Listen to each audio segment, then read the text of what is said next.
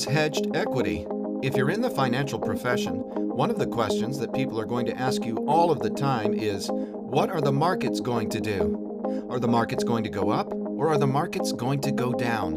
The thing is, no one really knows, right? Now, certainly over long periods of time, the markets have gone up, and they've gone up by a significant amount. Since the beginning of the 2000s, had you invested back on January 1st, 2000, you would have made a lot of money. However, the markets don't always go up. There are times when we have steep drawdowns, and this is inevitable. The markets will sell off at different points in time. So this question here about what the markets are going to do, are they going to go up? Are they going to go down really hard?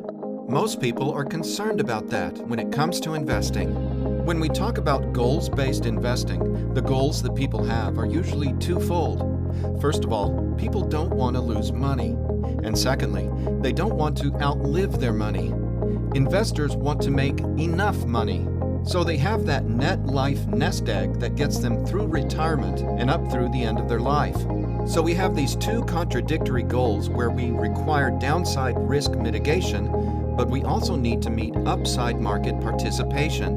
And that's the aim of hedged equity strategies. On one hand, we have downside risk mitigation in the form of a hedge. I want to protect in a down market. On the other side, we have something that is long equities to capture at least some portion of the upside gains.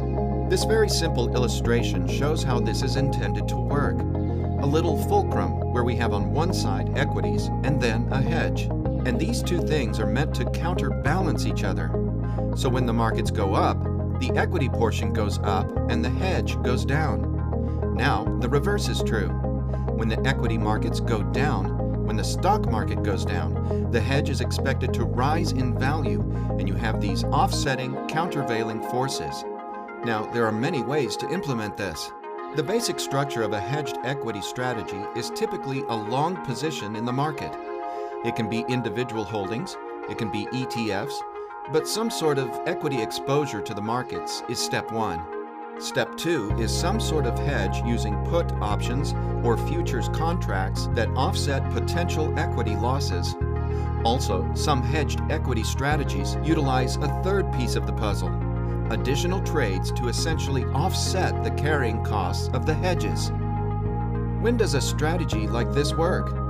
A well-designed hedge strategy will shine when the equity markets sell off. If put together properly, when markets go down, hedged equity strategies should be down less than the market due to the effectiveness of those options. When does that strategy not work well? Well, that's negligible. The cost of the hedge will be a drag in up markets or flat markets, and you're going to have to pay for that protection. And you're not going to get all of the up markets in rising condition. Also, the price of hedging tends to go up in times of panic. Some investors try to time the market, and that can be tricky, as no one really knows when the markets are going to sell off. If and when they do sell off, it may be that everyone's rushing to protect portfolios at the same time, and the protection becomes expensive. So we may offset or subsidize across that hedge. There are a lot of different ways you can go about this. The hedged equity asset class has grown by leaps and bounds over the last couple of years because the investment environment has changed. Our expectations for bonds and equities are different than they used to be. You can learn more about our hedged equity strategies at Swan Global Investments at www.swanglobalinvestments.com.